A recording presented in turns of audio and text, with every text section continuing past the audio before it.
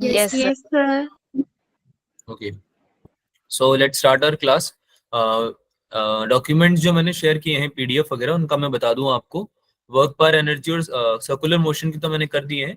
Centre of mass के लिए आप मॉड्यूल जो है ना उसको रेफर करें, उसके क्वेश्चंस इनफ होंगे। उसमें इतना ज्यादा क्वेश्चन प्रैक्टिस करने की जरूरत नहीं इंडिविजुअली सेंटर ऑफ मास का। पर वर्क पर एनर्जी और सर्कुलर मोशन का आप डीपीपीवी सॉल्व करें तो जरूरी है। और रोटेशन अभी हो जाएगा।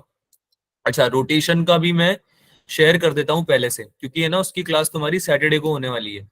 सैटरडे को होती है ना हमारी जो क्लास होती है 11th वाली फिजिक्स की, है Yes, ना। sir.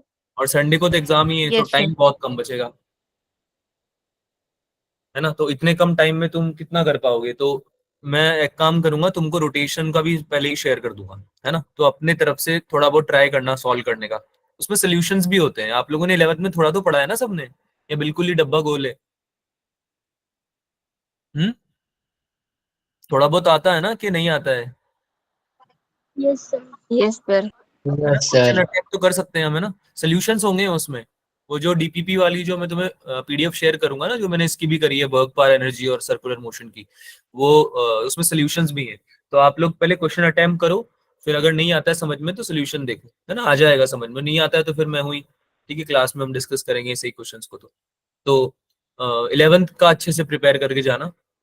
12th तो क्या है, आप सब लोगों ने एक एक बार दे लिए हैं सारे। बात समझ में आ रही है मेरी? 12th के सारे टॉपिक्स आप लोगों ने एग्जाम में दे लिए एक एक बार, है ना। इलेक्ट्रोस्टैट से लेकर एसी तक आने वाला है पूरा सिलेबस 12th का। मेजर टेस्ट की बात कर रहा हूँ मैं, जो इस संडे होने वाला है ना। तो 12th तो आप लोगों ने दे लिया है, तो उसका रिवीजन तो कर लेना साथ में, वो तो खैर करोगे ही आप लोग। लेकिन 11th की प्रैक्टिस हमने नहीं करी है बहुत टाइम से, तो वो आप अच्छे से करके जाएं। पेपर की कुछ क्वेश्चंस जो हैं, पेपर में जो आने वाले हैं क्वेश्चंस, उससे मिलते जुलते क्वेश्चंस कुछ, है ना, जो भी हम वो प्रैक्टिस कर लेंगे। सही, हमारे नीट में भी जो इंपॉर्टेंट है पीवाईक्यूज वगैरह, वो सब सॉल्व करेंगे हम, है ना। लेकिन आप लोग अपनी तरफ से जो सेल्फ स्टडी कर रहे हो, उसमें आप वेटेज ज्यादा 11th को देना, क्योंकि मेजर टेस्ट में आपका वैसे भी 60% 11th है और 40% 12th है। आ रही है बात समझ में? Yes, sir. है ना। 11th के हमें टॉपिक्स कंप्लीट करने, क्योंकि नीट में तो दोनों आने वाले हैं 11th 12th। तो बेटर ये होगा कि हम अभी से दोनों के लिए प्रिपरेशन कर लें। अब देखो तुम्हें कितनी अच्छी सुविधा मिली हुई है ये, कि आप लोगों को 11th भी पढ़ाई जा रही है अभी। अब इससे दोनों आपको, दोनों 11th और 12th आप पैरेलली चला सकते हो। थोड़ा मेहनत लग रही है, आई नो, आप लोग परेशान भी हो जाते हो, थक जाते हो, लेकिन ज्यादा लंबा टाइम की बात नहीं है, 1-1.5 महीने की बात है। अब तुम लोगों के एग्जाम्स भी तो चालू हो जाएंगे शायद स्कूल में, सितंबर मिड में Yes, start sir. Yes, sir. Exam होंगे आई गेस, है ना। हाँ, तो आप लोगों को थोड़ा उसमें रिलैक्सेशन मिल जाएगा। रिलैक्सेशन का मतलब है नंबर ऑफ क्लासेस आपकी थोड़ी कम हो जाएंगी, है। तो तब तक थोड़ी मेहनत कर लो, पुश कर लो खुद को, है ना। It will be good for you only. चालू करें क्लास को? सर मेरा Yes, फिनिश sir. हो गया। Yes, Yes, sir. sir. Finish हो गया एग्जाम? अरे वाह, बहुत ही बढ़िया बात है तो, है ना। फुल थ्रोटल आप तैयारी कर सकते हो उधर टेस्ट वगैरह की। जिस जिसके फिनिश हो गए हैं ना एग्जाम, जिस जिसका ओवर हो गया एग्जाम स्कूल वाले, तो वो अब थोड़ा टाइम डेडिकेट इधर चालू कर दो देना, है ना। तो थोड़ा तुम्हें लीव्स वगैरह भी मिली होंगी फिर, अगर छुट्टी मिली होगी ना, स्कूल के एग्जाम खत्म हुए हैं तो उसको यूटिलाइज करो। नहीं मिली, चलो कोई ना, थोड़ा एग्जाम का बर्डन तो कम हुआ होगा अगर छुट्टी नहीं मिलेगी तो भी, है ना। एग्जाम का प्रेशर थोड़ा हो जाता है ना, स्कूल में टेस्ट वेस्ट देने जाना पड़ता है, एग्जाम देने जाना पड़ता है, टाइम तो जाता ही है उसमें, है ना। तो अभी आप लोग थोड़ा फोकस कर सकते हो यहाँ पे टेस्ट पे, और आपका सिलेबस कंप्लीशन पे आप फोकस कर सकते हो। एक बार क्या है कि यहाँ पे जो मेजर टेस्ट होने वाले हैं ना बेटा, मेजर टेस्ट अभी तुम्हारे 3-4 होंगे टोटल, है ना। हर मंथ में एक टेस्ट तो होगा, ऐसे ही ऑलमोस्ट 2 भी हो सकते हैं। तो इसको अगर तुमने अच्छे से दे लिया तो तुम्हारा बहुत ज्यादा सिलेबस कंप्लीट हो जाएगा, अच्छे से कॉन्फिडेंस आ जाएगा बहुत ज्यादा। फिर जो 6-7 महीने हमारे पास रिवीजन के बचेंगे, है ना, बहुत एम्पल अमाउंट ऑफ टाइम होगा, जिसमें हम बहुत अच्छे से प्रैक्टिस कर सकते हैं पूरा सिलेबस। और हम लोग Good classes, evening, sir. Good evening Priyanshi, तो उन क्लासेस में हम बहुत ज्यादा यूटिलाइजेशन कर सकते हैं। अभी क्या है, कॉन्सेप्ट समझने पे, क्वेश्चन करने पे ध्यान लगाओ। फिजिक्स में क्या होता है कि आप क्वेश्चन ज्यादा सॉल्व करते हो तो कॉन्सेप्ट ज्यादा अच्छे से समझ में आता है ना, और फॉर्मुले भी याद होते जाते हैं। मेरे ख्याल से तो यही तरीका है। फॉर्मुले रटने बैठोगे तो रटा तो नहीं जाएगा, मेमोराइज तो नहीं हो पाते फॉर्मुले से, क्वेश्चन के थ्रू ही हो पाते हैं, राइट। तो क्वेश्चन आप जितने लगा पाओ उतने ज्यादा बढ़िया है। रिसोर्सेज आप लोगों के साथ शेयर करे हुए हैं।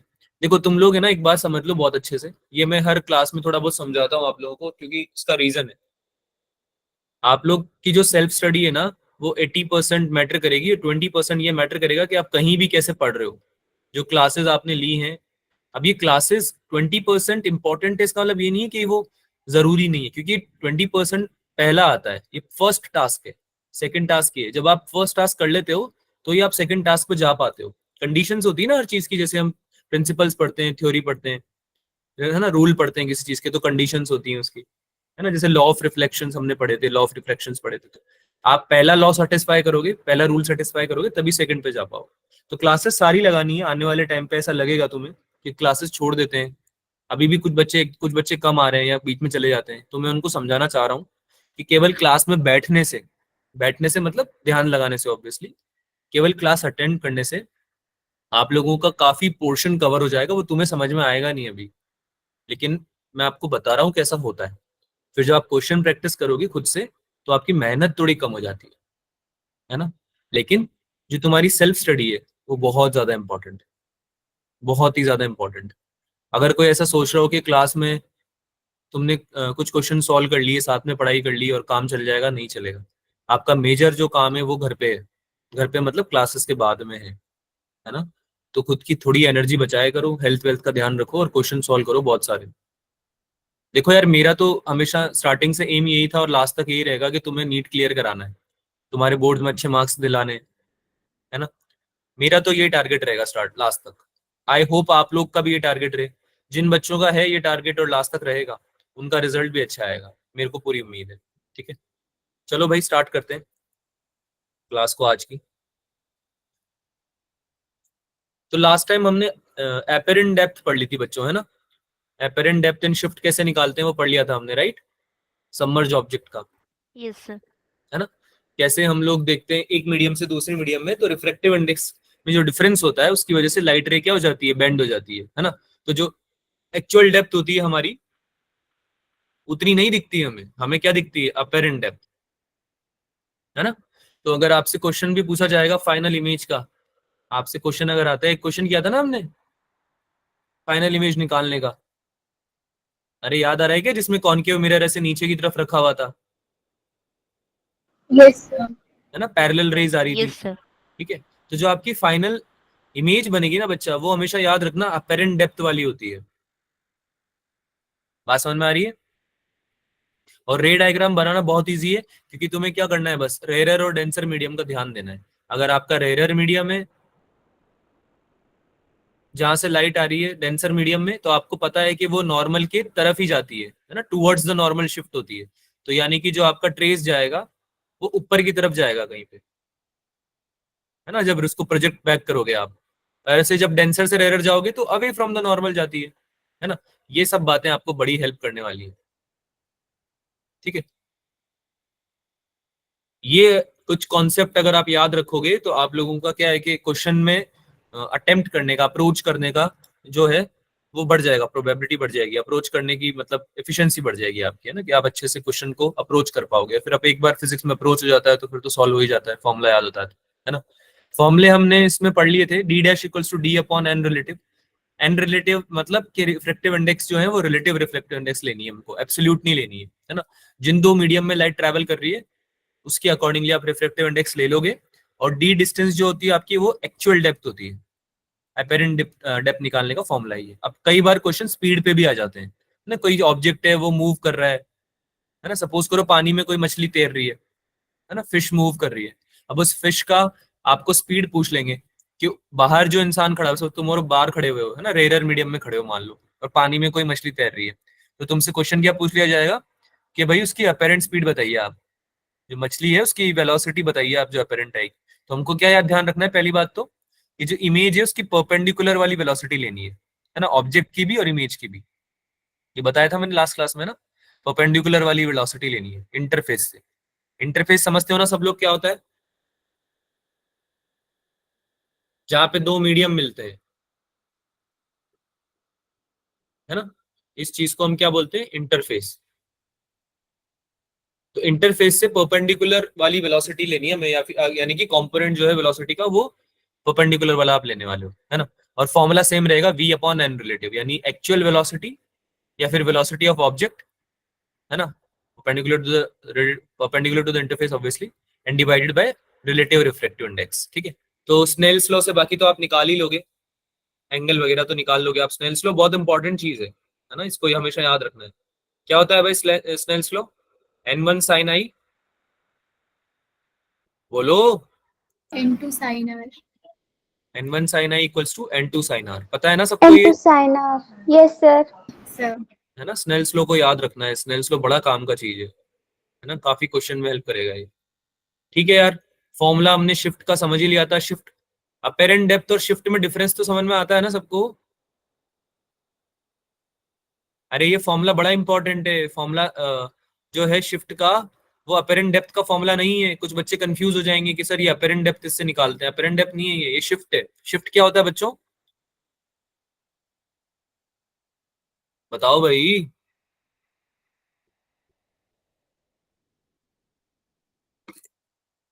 बेटा आवाज नहीं आ रही है या मन नहीं है पढ़ने का? सर आ रही है। तो बताओ फिर शिफ्ट क्या होता है, अपेरेंट शिफ्ट क्या होता है? सर डिस्प्लेस होना। हाँ, ऑब्जेक्ट कितना डिस्प्लेस हुआ है ना, या फिर तुम्हारी जो एक्चुअल डेप्थ है वो कितनी डिस्प्लेस हुई है। Basically D minus D dash, है ना, डी डैश माइनस डी या डी माइनस डी डैश, दोनों के बीच का जो डिफरेंस है यही पूछ रहे हैं तुमसे। जैसे कि ऑब्जेक्ट तुम्हारा यहाँ था, यहाँ पे ऑब्जेक्ट था, लेकिन जो इमेज है वो यहाँ पे बनी है, तो ये जो ये डिफरेंस है बीच का, ये क्या हो जाएगा बेटा? शिफ्ट हो जाएगा ना ये, यस सर।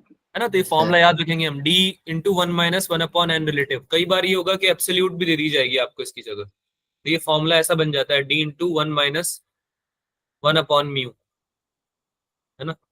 ये बन जाएगा शिफ्ट का फॉर्मूला कभी कभी, ठीक है। म्यू क्या है इसमें? Refractive index, right. आगे चले? Yes sir.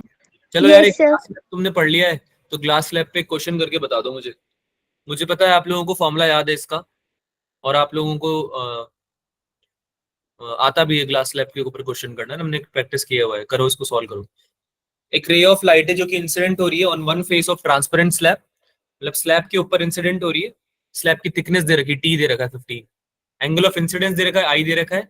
Lateral displacement of the ray on emerging from the parallel plane is 5√3 centimetre. Lateral displacement भी दे रखा है ना। अब लेटरल डिस्प्लेसमेंट क्या होता था याद करो, मेरे ख्याल से मैंने बताया हुआ है। तुमको क्या निकालना है? रिफ्रैक्टिव इंडेक्स निकालनी है मटेरियल की जिससे स्लैब बनी हुई है, ठीक है। हो जाएगा?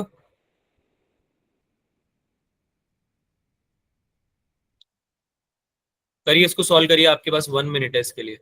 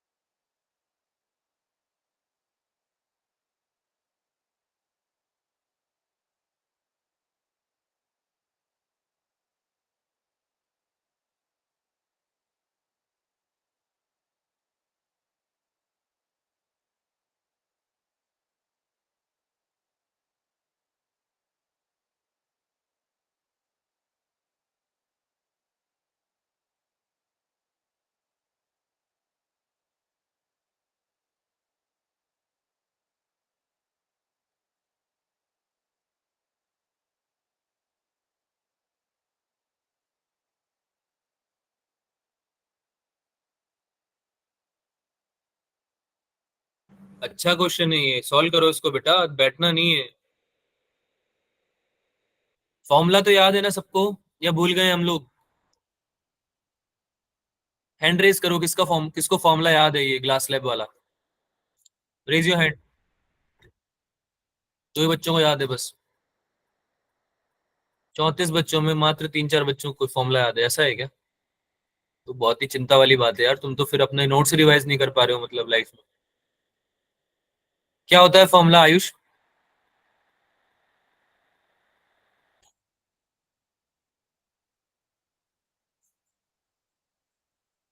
आयुष ने हाथ नीचे कर लिया, क्या बात है। कौन बताएगा? सना?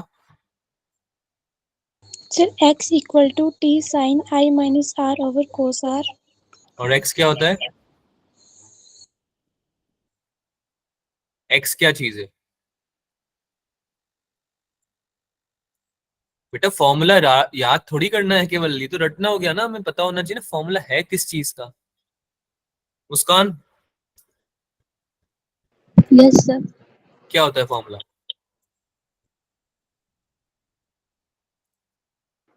सर मैंने तो टी ब्रैकेट में वन माइनस वन अपॉन में न्यू लिख दिया। मुझे आवाज ही नहीं आ रही है। दीप्ति, दीप्ति को याद है क्या? नहीं?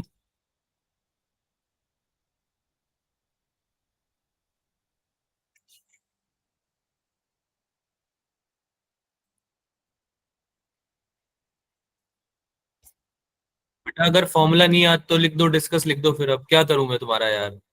फॉर्मूला अभी लास्ट क्लास में ही पढ़ाया है, परसों ही पढ़ाया है।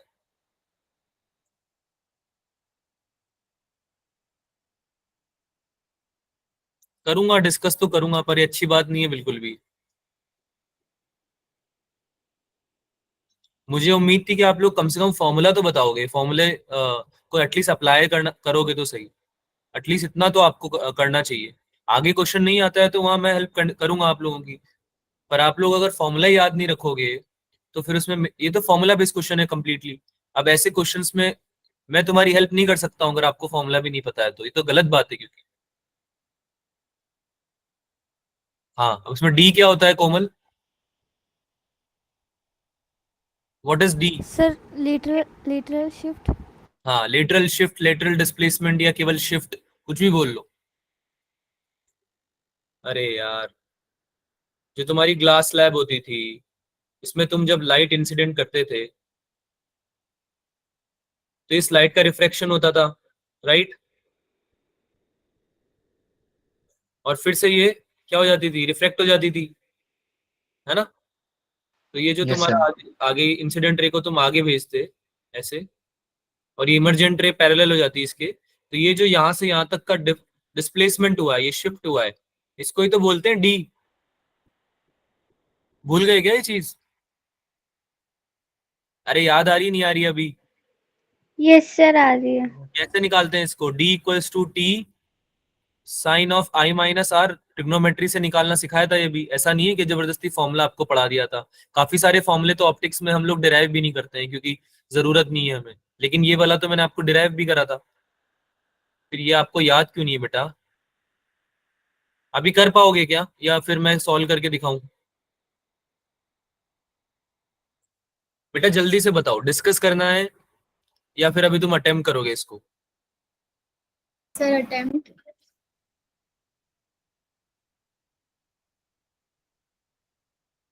30 सेकेंड्स में आपको दे रहा हूँ, जितना हो पाए आप ट्राई करिए। सब बच्चों को बता दिया है, फॉर्मूला लिख दिया है सामने तुम्हारे। 30 सेकेंड्स है आपके पास, अटेम्प्ट करिए इसको, फिर हम डिस्कस करेंगे इसको। दीप्ति हाथ ऊपर क्यों करा हुआ है?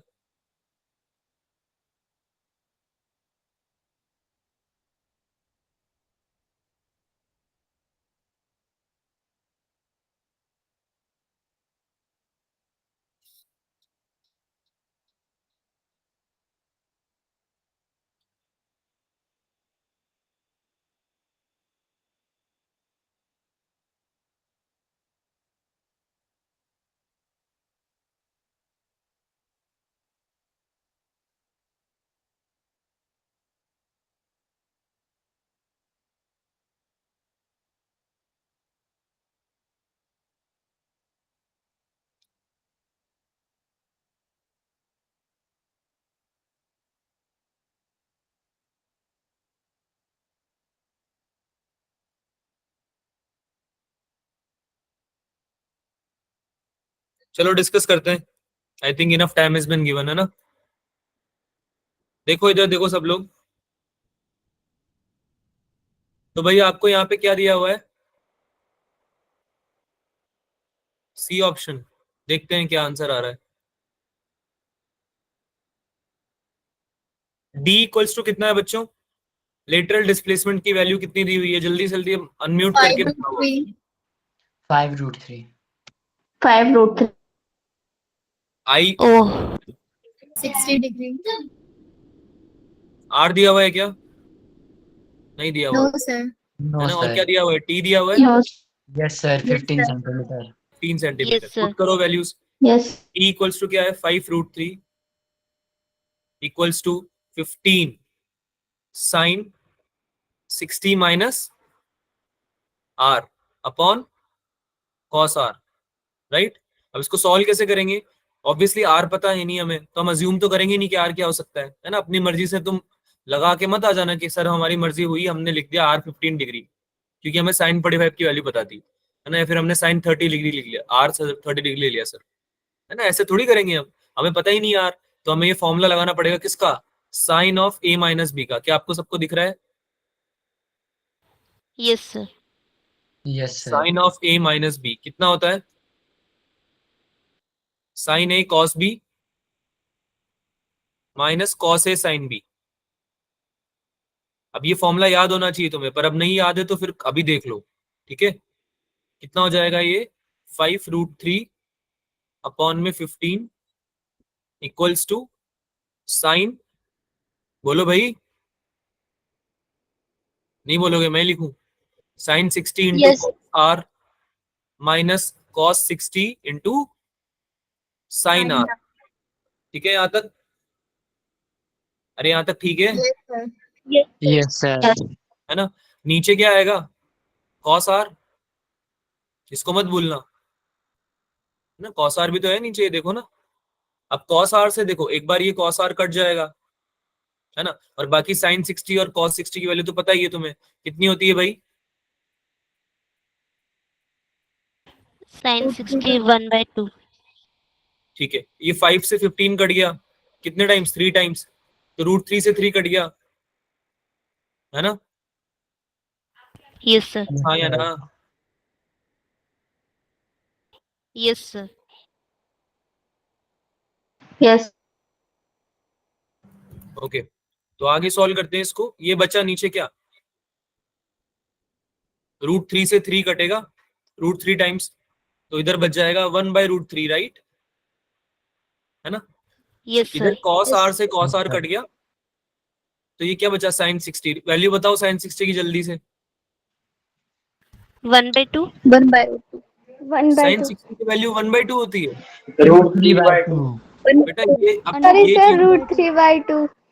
root 3 by 2. Root 3/2. हाँ, और इधर क्या बचा? इधर बचा है तुम्हारा cos 60 into sine R upon cos R, है ना? तो sine R upon cos R तो टेन आर बन जाएगा, राइट? Yes sir. अरे sine upon cos Yes, tan होता है sir. यार। और Yes, cos 60 sir. की वैल्यू कितनी होती है? 1/2। 1 by 2. तो नीचे डिवाइड बाय 2 हो गया। ये समझ में आया step? Yes, sir. Yes sir. Yes, sir. Yes, है ना? sir.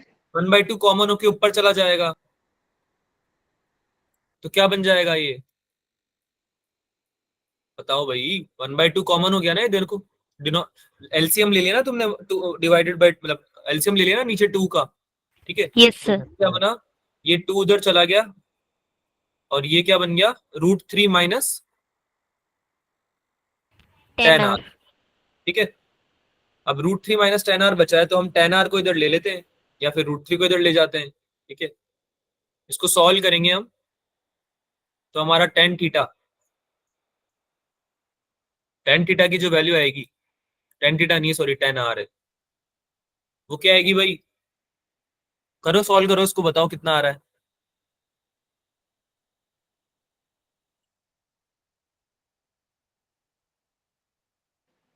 Sir, Sir, 30. 10:30. 1030 are equals to, ये क्या आ रहा है? 1/√3 आ रहा है क्या? Yes, sir. Yes, sir. R equals to कितना आ रहा है? 30 डिग्री, है ना? एंगल ऑफ रिफ्रैक्शन कितना है हमारा? 30 डिग्री। अरे हाँ या ना? समझ में आई बात? Yes, sir. Yes, sir. Yes, sir. कैसे कर सकते हैं इसको, क्या आंसर सही है या गलत है? क्रॉस चेक कैसे कर सकते हैं कि सही है या गलत है यार?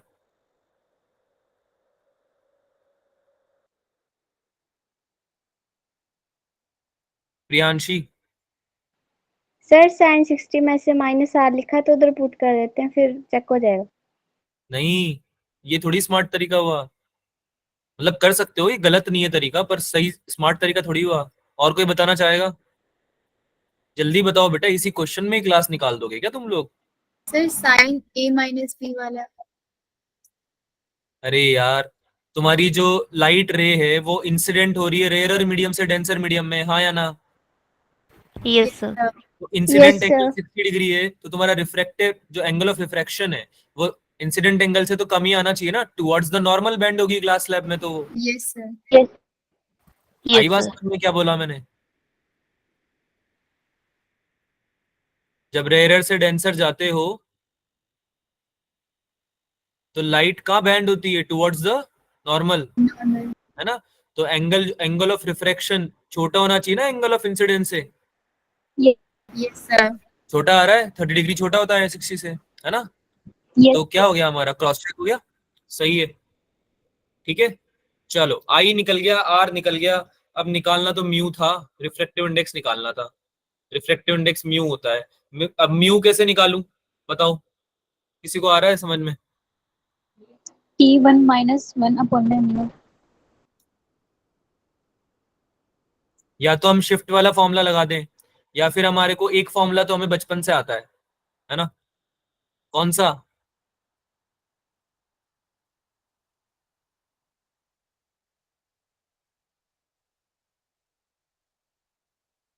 क्या लगा सकते हैं बच्चों? Sin I upon sin R. आता ही है ना ये तो? अरे आता है ना ये तो? Yes, sir. Yes sir. है ना? वन कितना हो जाएगा? 1 साइन 60, 1 इंटू साइन 60 हो जाएगा ना। Sine I equals to mu into sine are. Sine R कितना है? 30 डिग्री, सही है। कितना आया म्यू? म्यू की वैल्यू कितनी आई भाई? √3 आई? अरे नहीं आया क्या समझ में? साइन 60 अपॉन साइन 30 बेटा, Yes, sir. √3 √3/2 yes sir. Multiply by 2, कितना हुआ ये? √3 हुआ। 3। Yes, sir. √3 हुआ. √3 की वैल्यू कितनी होती है अप्रोक्सीमेटली? 1.7, है ना? 1.72. जो भी है 732, जो भी है, ऑप्शन तो यही मैच कर रहा है, थर्ड ऑप्शन है ना। कोई डाउट है क्वेश्चन में या समझ में आ गया? सर समझ आ आगे Sir, चलें। समझ आ गया. Yes, sir. अब ऐसे क्वेश्चंस आपको करने चाहिए, है ना? ऐसे क्वेश्चंस आपसे खुद से सॉल्व होने चाहिए, जब क्योंकि आपको सारी इन्फॉर्मेशन पता थी। क्या आपको डी का फॉर्मूला नहीं पता था? क्या आपको T sine I minus R upon cos R नहीं पढ़ाया? मैंने पढ़ाया है ना? क्या आपको स्नेल्स लॉ नहीं पता था? पता था। Sine of A minus B का फॉर्मूला भी आपने पढ़ा हुआ है ना? अब ये देखो, साइन ए माइनस बी का फॉर्मूला चलो भूल सकते हो तुम, माना मैंने बात, लेकिन अगर आपको क्वेश्चन सॉल्व करने हैं तो आपको बेसिक ट्रिग्नोमेट्री, ये बेसिक ट्रिग्नोमेट्री है, कोई बहुत ज्यादा डिफिकल्ट चीज नहीं पूछी है क्वेश्चन ने आपसे, है ना?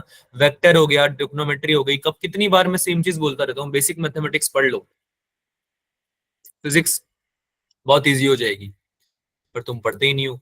चलो कोई ना, देखते हैं आगे पढ़ते हो नहीं पढ़ते। टीआईआर पढ़ते हैं यार फिलहाल तो, टोटल इंटरनल रिफ्लेक्शन। अब इसमें ज्यादा टाइम स्पेंड नहीं करेंगे क्योंकि ये तुम लोगों ने ऑलरेडी पढ़ा हुआ है, ठीक है? तो इसको हम एक बार फिर से रिवाइज कर लेते हैं जो हमने पढ़ा हुआ था, ठीक है? तो हमने देखा कि रिफ्रैक्शन में जब लाइट एक मीडियम से दूसरे मीडियम में जाती है तो बेंड होती है, right? Yes sir. Yes, sir. है ना? तो जब डेंसर से रेयरर जाती है तो हमने स्टडी किया ये टाइम के साथ में कि जब भी लाइट डेंसर से रेयरर जा रही थी तो एक पर्टिकुलर एंगल पे तो रिफ्रेक्ट हो रही थी। जैसे कि हमने एक एंगल ऑफ इंसिडेंस लगाया इसमें आई, तो ये जब रेयरर में जाएगी तो obviously away from the normal जाएगी, है ना? जो आर होगा वो बड़ा होगा ना आई से। यस अरे सर। हाँ या ना? Yes, sir. Yes, sir. लेकिन हमने देखा कि एक एंगल जिसपे हम, जब हमने एंगल बढ़ाते गए हम, है ना, आई बढ़ाते गए हम, तो हमने एक ऐसा क्रिटिकल एंगल अचीव किया बच्चों, जिसके केस में क्या हुआ, आपकी लाइट रे है ना, एंगल ऑफ रिफ्रैक्शन जो बनाने लगी वो बनाने लगी 90 डिग्री का, यानी कि नॉर्मल से 90 डिग्री पे क्या हो गई, वो बेंड हो गई, है ना, अलोंग द इंटरफेस चली गई। तो इस एंगल को हम क्या बोलने लगे भाई? Critical angle. क्या बोलने लगे इस एंगल को हम? Critical angle. क्रिटिकल एंगल, ठीक है। फिर हमने नोट किया, हमारा तो मन शांत है नहीं, हमने बोला कि भाई इतना तो हमारे लिए सफिशिएंट नहीं है, हम थोड़ा और एक्सपेरिमेंट करते हैं। हमारा मन किया कि क्रिटिकल एंगल से भी बड़ा कर दें, तो हमने एक्सपेरिमेंट में सी से भी बड़ा एंगल यूज किया, आई ग्रेटर देन सी। और जैसे ही हमने ये किया, हमको एक नई चीज देखने को मिली, हमारी लाइट रे उस इंटरफेस से रिफ्लेक्ट बैक हो गई, है ना। रिफ्रेक्शन तो दूर की बात, अब वो अलोंग द इंटरफेस भी नहीं जा रही थी, अब वो सेम मीडियम में लौट गई, है ना।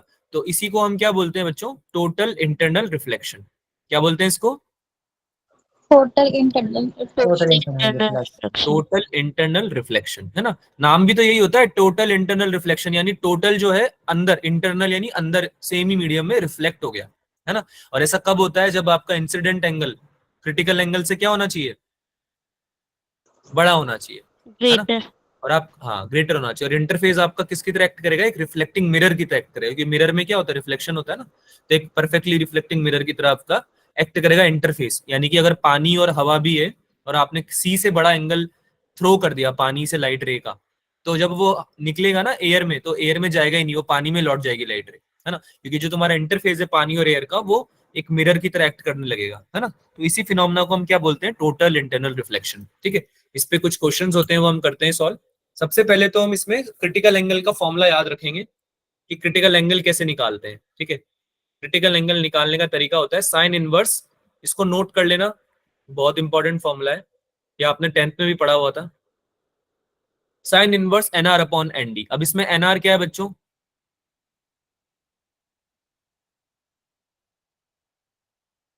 Refractive index of rarer medium. क्या होती है एन आर?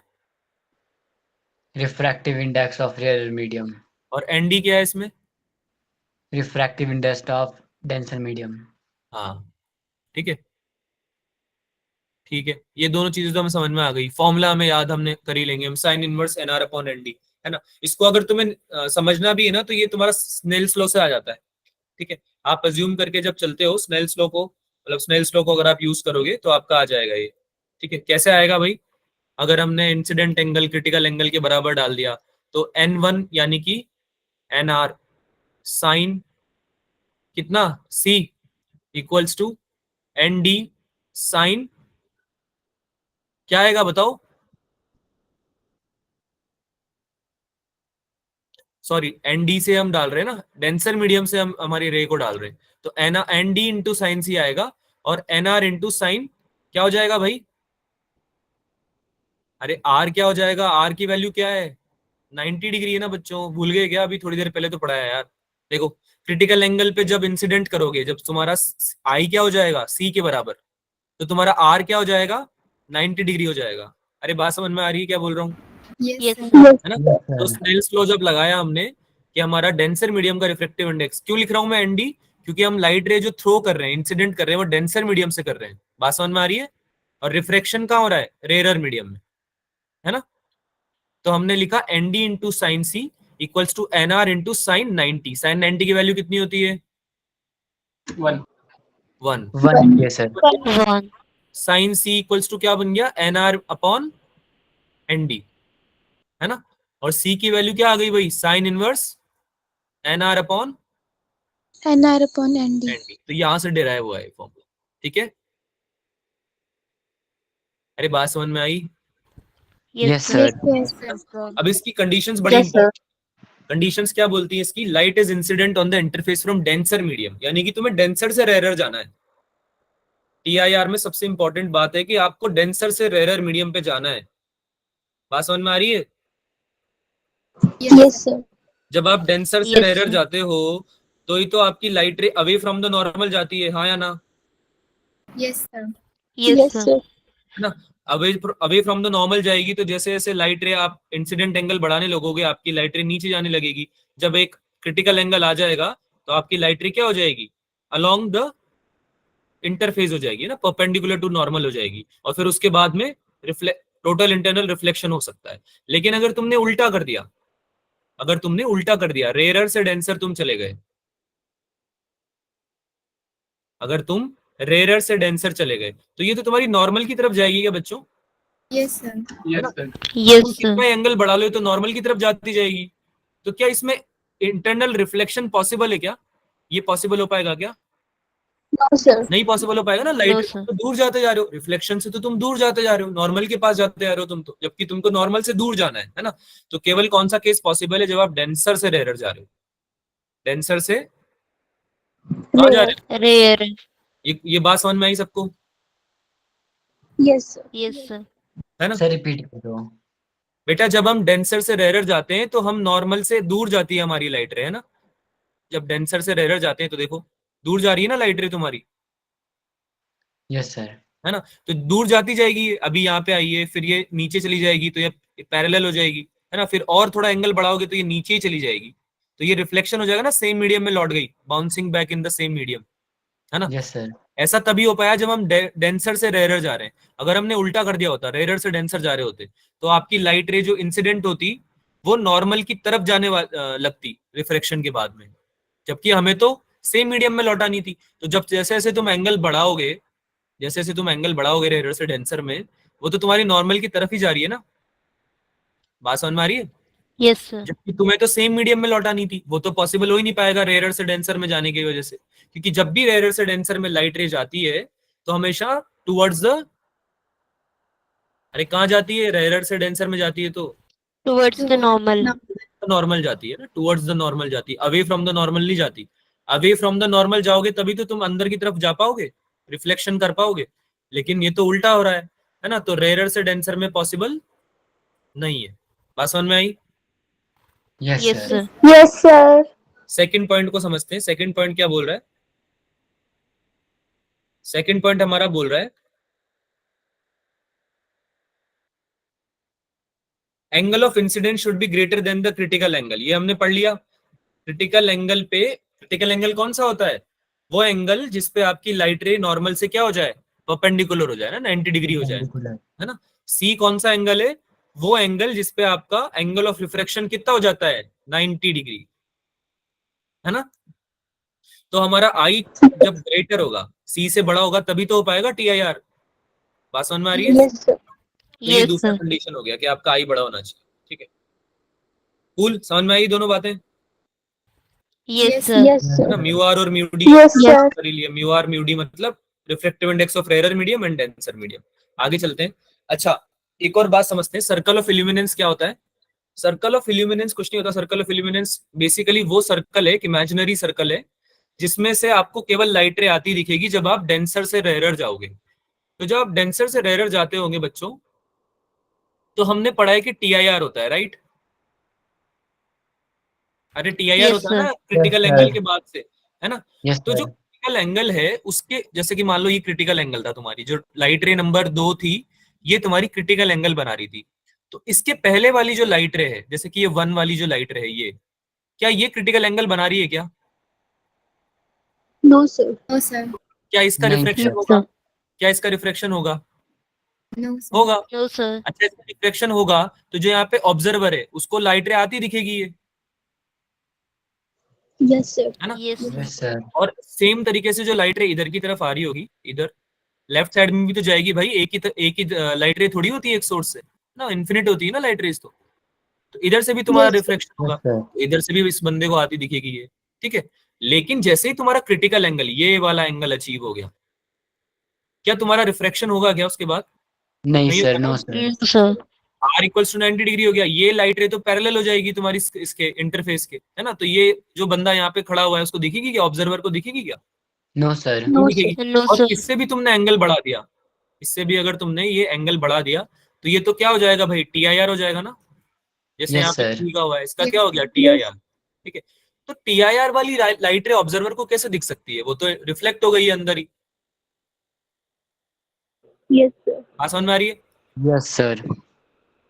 तो जैसे यहाँ पे आपको 2 पॉइंट ऐसे दिखे जिसपे क्रिटिकल एंगल बन रहा था, 2 पॉइंट दिखे ना, एक तो राइट में दिखाया मैंने, एक लेफ्ट में दिखाया, है ना। तो ये तो हमारा 2D पेपर था। अगर आप 3D पे देख रहे होंगे तो ऐसे बहुत सारे पॉइंट नहीं होंगे क्या? कलेक्शन ऑफ पॉइंट्स होंगे ना जहाँ पे क्रिटिकल एंगल बन सकता है। Yes sir. तो वो सारे पॉइंट्स क्या बना रहे होंगे? एक सर्कल बना रहे होंगे, Yes, sir. है ना। Yes sir. उस सर्कल को हम बोलते हैं circle of illuminance. Circle of illuminance का जो डेफिनेशन है, या जो इसका मतलब मतलब है या इसका डेफिनेशन क्या है, मतलब कि एक ऐसा लोकस ऑफ पॉइंट है ये जो कि क्रिटिकल एंगल से बन के बना हुआ है, और इसके अंदर की जो लाइट रेज हैं उनको ऑब्जर्वर देख सकते हैं या फिर उनमें रिफ्रैक्शन पॉसिबल हो सकता है। तो जो सर्कल ऑफ इल्यूमिनेंस होता है बच्चों, उसके अंदर की जो लाइट रेज है ना, केवल आप उन्हीं को देख सकते हो। बात समझ में आ रही है ये वाली? Yes, sir. ये आ गई.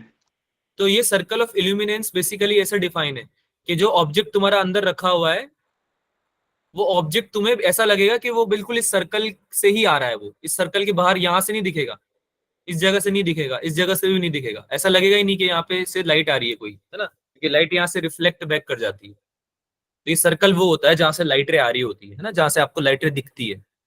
इसके अंदर वाली लाइट रे ही दिखेगी आपको बेसिकली। ठीक है, समझ में आया सबको?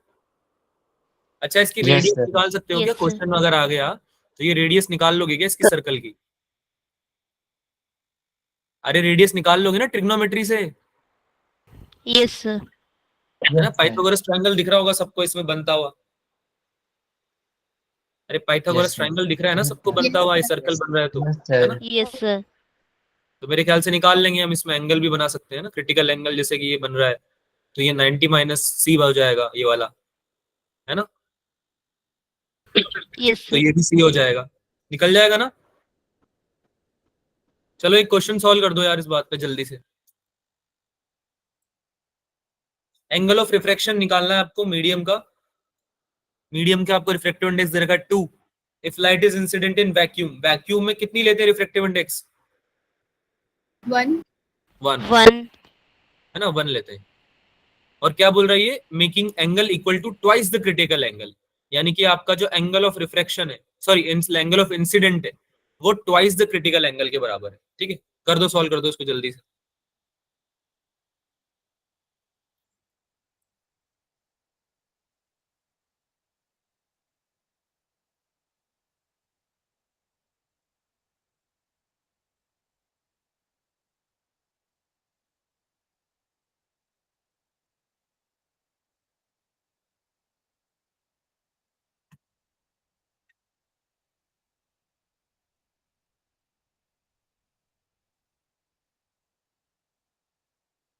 हो गया?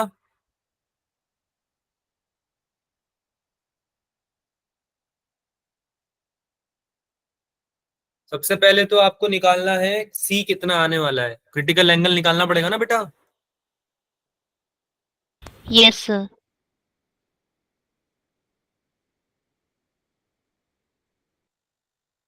30 सेकेंड्स हैं आप लोगों के पास, करिए सॉल्व इसको जल्दी से। ऑप्शन 3, अच्छा पुराने वाले का आंसर बता रहा हूँ।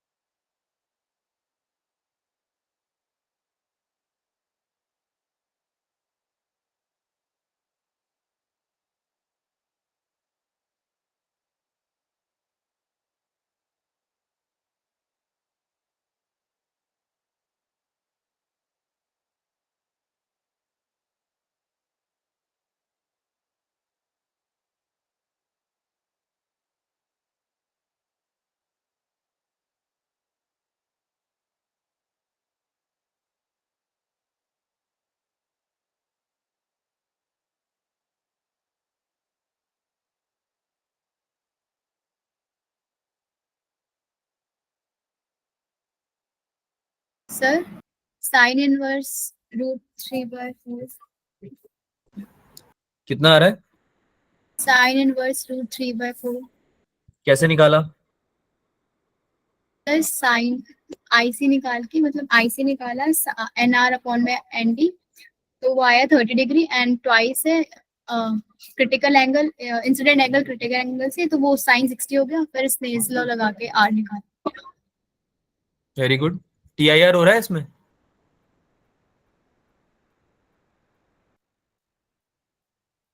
टोटल इंटरनल रिफ्लेक्शन हो रहा है क्या बेटा इसमें? यस सर, मुस्कान, यस सर होगा। तो जवाब तो दो बेटा, जवाब तो दे दो यार, ऐसे क्या कर रहे हो? करें, सॉल्व करें? Yes sir. Yes, sir. अरे डिस्कस तो लिख दो। कैसे बच्चे हो यार, ऐसे कैसे काम चलेगा?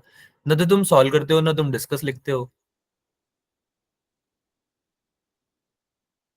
रिवर्स पार्लियामेंट बना दिया तुमने क्लास को। पार्लियामेंट में जैसे लोग बहुत ज्यादा बात करते हैं ना, चिल्लाते रहते हैं पूरे टाइम, ऐसा हमारी क्लास में बिल्कुल आवाज नहीं आती। तो रिवर्स पार्लियामेंट है ये। हाँ अब देखो, अब आवाज आ रही है जनता को। डिस्कस डिस्कस डिस्कस डिस्कस तो मुझे लगा तुमने कॉपी कर लिया है, कॉपी पेस्ट पेस्ट कर देते हो बस तुम, लिखते भी नहीं होंगे मुझे ऐसा लगता है पूरा, कॉपी पेस्ट, है ना? सर क्वेश्चन बता दें उससे पहले तो हम डिस्कस लिख देंगे। अटेम्प्ट नहीं करते सर, हम डिस्कस लिख देते हैं हम डायरेक्ट। ट्राई किया तुमने सॉल्व करने का? हंस क्या रहे हो? हंस Yes, क्या रहे हो? sir. ट्राई सर किया सॉल्व करने का? Yes, sir. नहीं आया? No, sir. Answer नहीं आया. No, sir. चलो नहीं समझो, इधर सर। देखो भाई, तुम्हें क्वेश्चन पढ़ना था। इतने कम, इससे कम शब्दों का क्वेश्चन नहीं हो सकता, समझ रहे हो? पूरा 2 लाइन में भी नहीं है क्वेश्चन, 1.5 लाइन में खत्म हो गया। कितना छोटा क्वेश्चन है, उसको तुम्हें कितनी बार समझाया, जब भी समझ में नहीं आए क्वेश्चन तो गिवन लिखना चालू करो लाइफ में। लिखा था गिवन किसी ने? Yes, आपको sir. बोल रहा है μ2 है ना? Light is incident in vacuum. जो लाइट है तुम्हारी, वो वैक्यूम में इंसिडेंट हुई है, वैक्यूम मीडियम में, है ना? और कोई डेंसर मीडियम है उसमें गई है, ठीक है? डेंसर मीडियम ही होगा, μ = 2 है ना उसका, यस सर। क्योंकि Yes, वैक्यूम का तो sir. μ1 होता है ना? तो तुम्हारी डेंसर में गई यस है तो ये सर। टूवर्ड्स नॉर्मल गई होगी, राइट? तो तुमको क्या बोल रहा है कि जो इंसिडेंट है वैक्यूम में हुई है, और तुम्हारा जो एंगल है इंसिडेंट एंगल, वो किसके बराबर है भाई? ट्वाइस ऑफ क्रिटिकल एंगल के बराबर। तो ये इन्फॉर्मेशन जैसे ही मैंने लिखी मुझे समझ में आ गया कि मुझे क्या निकालना पड़ेगा, सी निकालना पड़ेगा, है ना? Critical angle. है ना? एंगल ऑफ रिफ्रैक्शन निकालने के लिए। अच्छा अब तक तो समझ में आ गया होगा कि आई या आर में से अगर कुछ पूछता है तो स्नेल्स लॉ लगा देते हैं हम। आ गया ना यस समझ में अब तो सी Yes, sir. निकालने के लिए मैंने अभी अभी फॉर्मूला पढ़ा है। क्या होता है भाई? Sine inverse NR/ND। NR upon ND. R क्या है? रेयर मीडियम वैक्यूम है, तो कितना हो जाएगा? Sine inverse 1/2। 2. सर। तो सी कितना आ गया? 30 डिग्री। हाँ या ना बोलो यार। Yes sir. Yes I Yes, sir. कितना आ sir. गया? Yes, twice sir. Of 30 degree, 60 degree आ गया। Yes sir. तो स्नेल्स लॉ लगा सकता हूँ फाइनली, है ना? N1 sin I = N2 sin R। क्या कर रहे हो यार? ऐसे क्वेश्चन नहीं करोगे तो फिर कौन से वाले करोगे तुम, ये बता दो। साइन 60 = N2 क्या है? 2। 2। साइन R तो निकालना ही है हमें। कितना हो जाएगा भाई साइन R? साइन 60 कितना होता है? √3/2, 3/2। 3/2। Root 3 by into 2. 1/2। 2 नीचे चला जाएगा ना डिनोमिनेटर में, यस तो आर सर। कितना आ गया? साइन इनवर्स, बोलो भाई। √3/4। ये क्या हो गया? स्क्रीन चली गई क्या? Yes sir. Yes, sir. Yes, sir. Yes, sir. एक सेकेंड रुको। हम्म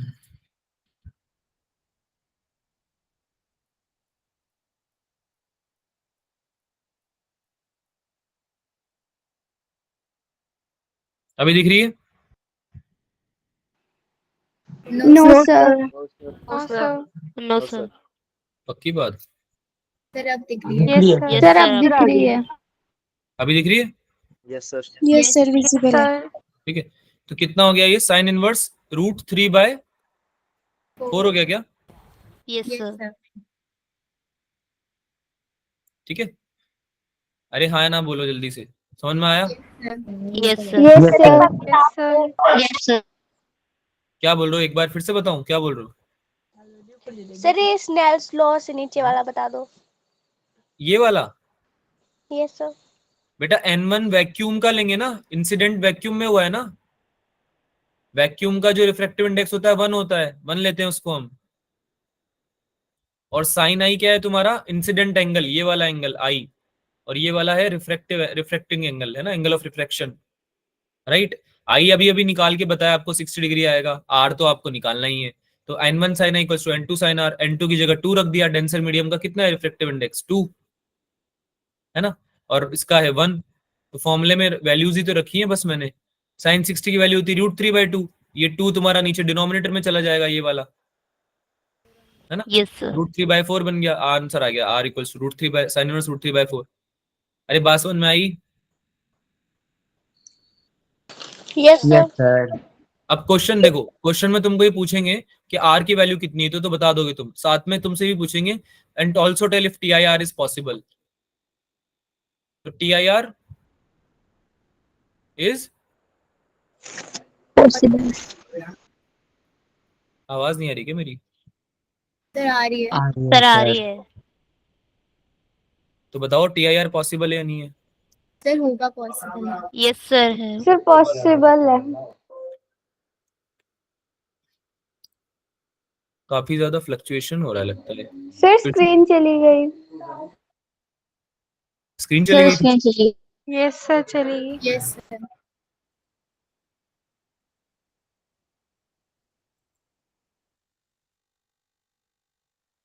अभी दिख रहा है क्या? Sir, अब yes visible. Sir.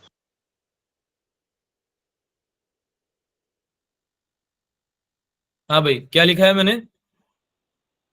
Sir TIR possible नहीं होगा ना? सर पॉसिबल होगा ना? तो मैंने नॉट क्यों लिखा है फिर? सर क्योंकि डेंसर से रेयर जाती है तो पॉसिबल होता है। इस केस में रेयर से डेंसर जा रही है, डेंसर से रेयर जा रही है light. Rare to denser. Rare to denser. Rare to denser. Vacuum rare होता है, डेंसर होता है? वैक्यूम रेयर होता है ना। Yes sir. Yes, sir. तो रेयर से डेंसर में होता है क्या TIR? No sir. No, sir. बात समझ में आई? क्या गलती करी है? Yes sir. है ना, गलती करोगे क्वेश्चन में। अभी तो समझ में आ गई है। क्वेश्चन दे दिया होता है तो गलती करके आते हो तुम उसमें, क्योंकि उसमें मल्टीपल चॉइस क्वेश्चन में डाल देते हो इसको। वो दे देते r equals to sin inverse √3/4 and TIR is possible. एक होता r equals to sin inverse √3/4 and TIR is not possible. तुम लगा के आ जाते पॉसिबल वाले पे, है ना, क्योंकि तुमको क्या लगता है कि सर क्रिटिकल एंगल निकलवा रहे हैं, है ना। और आई जो है क्रिटिकल एंगल से, जो आई है वो ट्वाइस ऑफ क्रिटिकल एंगल, यानी क्रिटिकल एंगल से बड़ा है आई। अरे यही इसी बेसिस पर लिख के आते हैं ना आप लोग, TIR पॉसिबल है ना। Yes sir. हो गए, ट्रिक हो गए, ट्रिक कर दिया क्वेश्चन ने। बात समझ में आ रही है? Yes sir. यस तो ये, सर। हाँ, इतने भोले मत बनो इस दुनिया में वरना आपको ऐसे ट्रिक कर देगा कोई भी, है ना। एग्जामिनर पहले ट्रिक करेगा, ठीक है। इतना भोला नहीं बनना हमको कि हम क्वेश्चन ही नहीं देख रहे हैं ढंग से, है ना। पहली कंडीशन क्या बोला था? पहली कंडीशन मीट होनी चाहिए कि डेंसर से रेयर जानी चाहिए लाइट, है ना। उसके बाद सेकंड कंडीशन पे आएंगे। अरे यार, अगर कभी रेयर से, अच्छा, क्रिटिकल एंगल जो है वो तो किसी भी चीज के लिए निकाला जा सकता है, किसी भी मीडियम के लिए निकाला जा सकता है। क्रिटिकल एंगल का फॉर्मूला एक बार मन में पढ़ो, क्या होता है? साइन इनवर्स NR/ND, ये होता है। Yes sir. Yes sir. Yes critical sir. Angle तो प्रॉपर्टी किस चीज की हुई? रेयर और डेंसर मीडियम की हुई ना प्रॉपर्टी वो तो। Yes sir. Yes Yes, sir. sir. NR तो हर बार होगा, ND भी हर बार होगा, है ना। तो क्रिटिकल एंगल तो निकाला जा ही सकता है ना। Critical Yes, angle, yes. Critical angle तो वो एंगल है ना जिसके बाद आपकी जो एंगल ऑफ रिफ्रैक्शन है जिसे पे वो 90 डिग्री हो जाता है। तो ऐसा तो हो ही सकता है।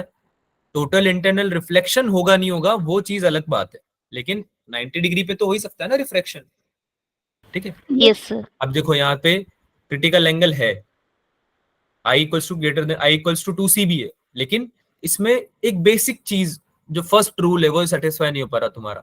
अब ये थ्योरेटिकली पॉसिबल है या नहीं है वो हमारा कंसर्न नहीं है।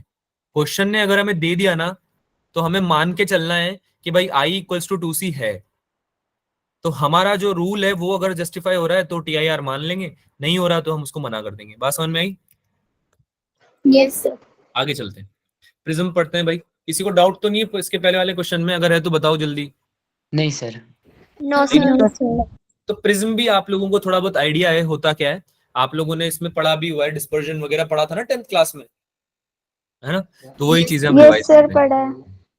एक homogeneous solid transparent and reflecting medium होता है जिसमें कि दो प्लेन सरफेसेस से बाउंडेड होता है ये, और वो किसी एंगल पे इंक्लाइंड होते हैं। यानी कि तुमने एक सरफेस लिया, उससे दूसरा सरफेस इंक्लाइन कर दिया किसी एंगल पे, लेट्स से ये ए एंगल है, तो इस बेसिकली इस होमोजीनियस सॉलिड को आप क्या बोलोगे? प्रिज्म बोलोगे। अच्छा, होमोजीनियस का मतलब क्या होता है? जो एक ही मटेरियल से बना हुआ हो, राइट?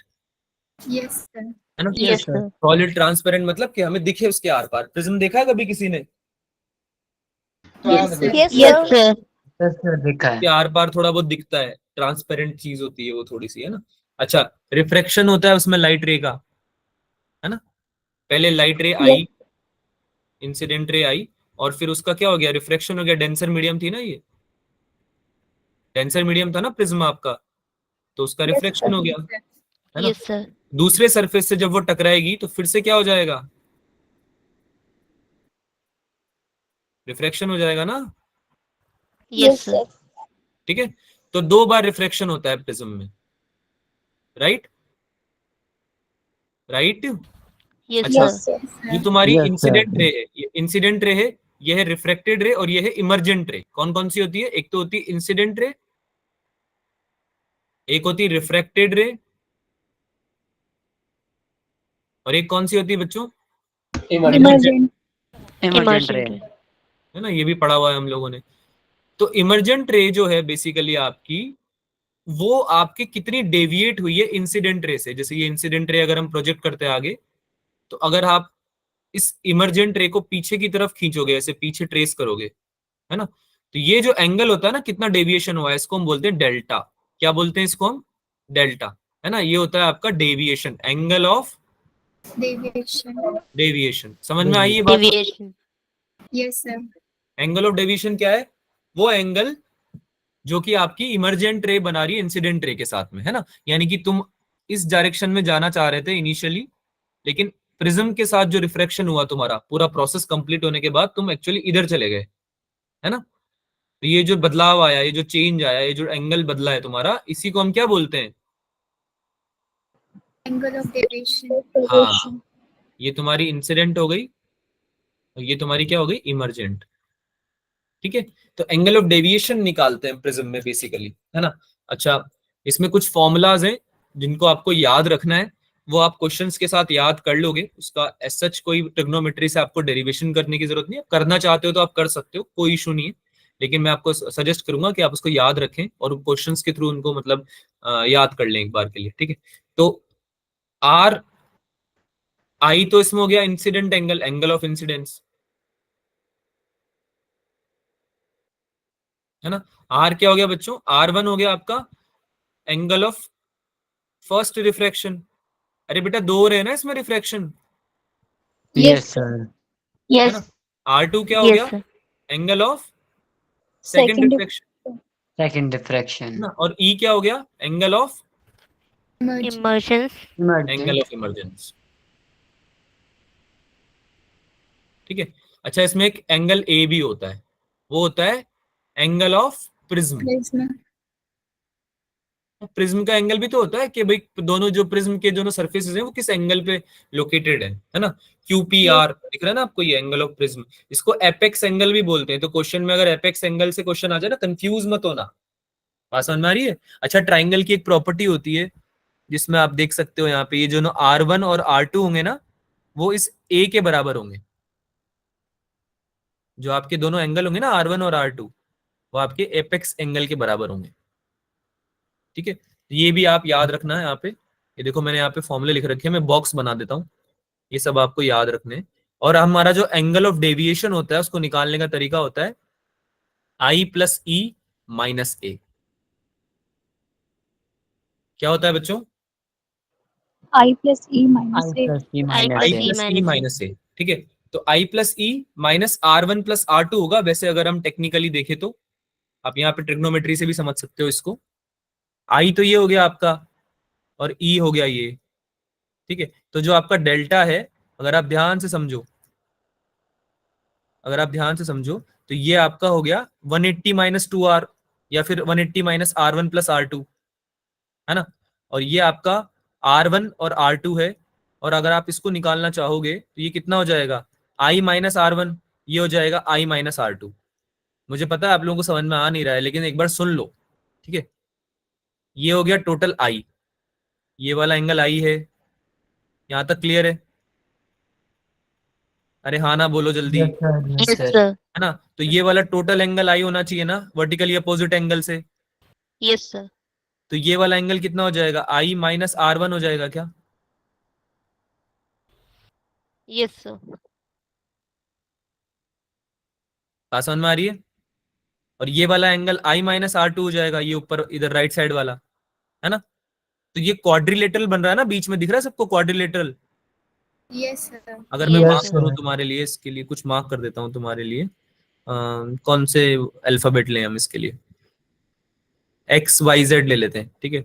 ये हो गया एक्स, ये हो गया वाई, ये हो गया जेड। तो एक्स वाई जेड और एन डैश, क्या सबको X Y Z N dash quadrilateral दिख रहा है? Yes, sir. Yes, है ना। sir. तो इस क्वाड्रिलेटरल में अगर आप 360 करोगे ना सभी एंगल्स का सम, अरे 360 Yes, करोगे ना, sir. Angle X plus angle Y plus angle Z plus angle N dash equals to 360, है ना। Yes sir. तो जब आप इसका 360 करोगे सम, तो आपका ये वाई वाला एंगल निकल जाएगा, राइट। अरे हाँ या Yes, ना sir. बोलो जल्दी, वाई वाला एंगल निकल जाएगा। और जब वाई वाला एंगल निकल जाएगा, तो ध्यान से देखो, ये जो इंसिडेंट रे है ऐसे जा रही है, इसमें ये वाला एंगल डेल्टा दे रखा है क्या?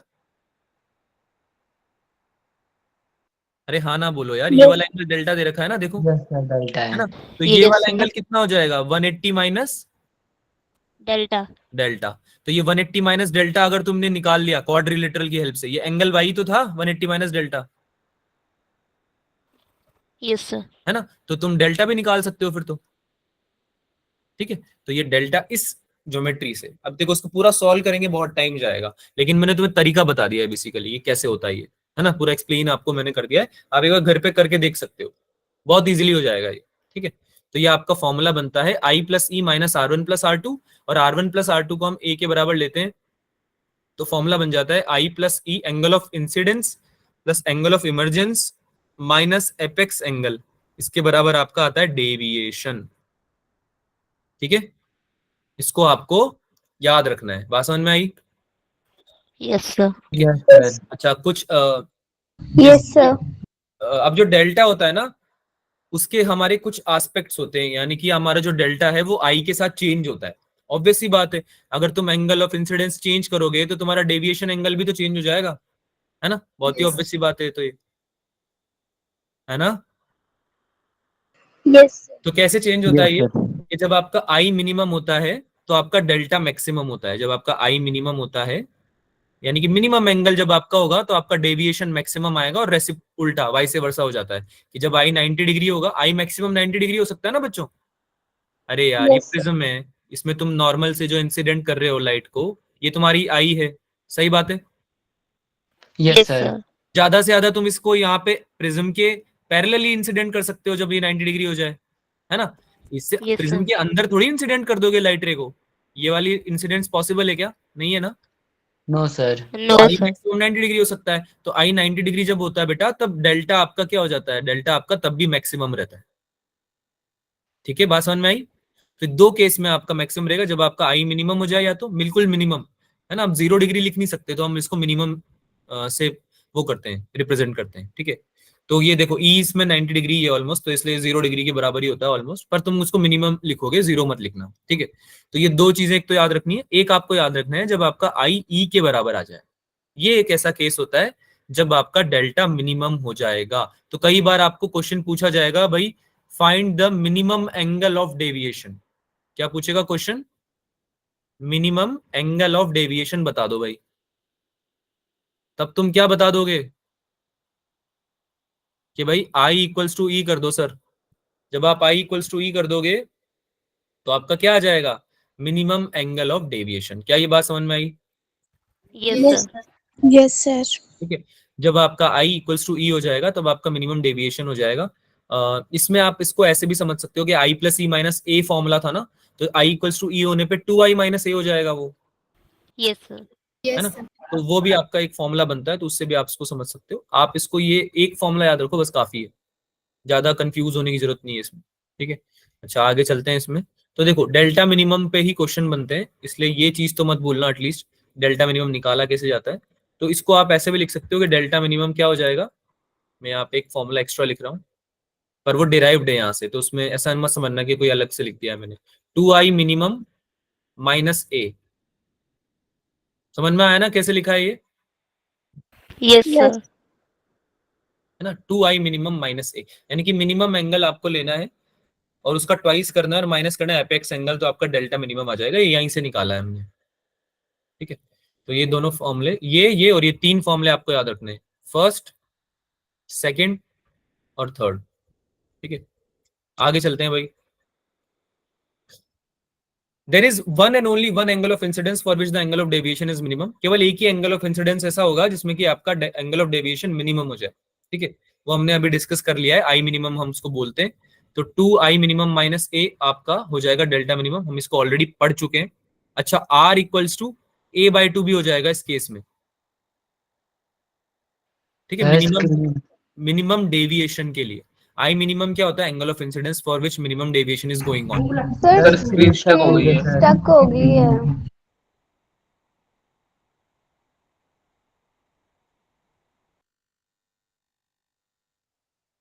एक सेकंड रुको, कर रहा हूं।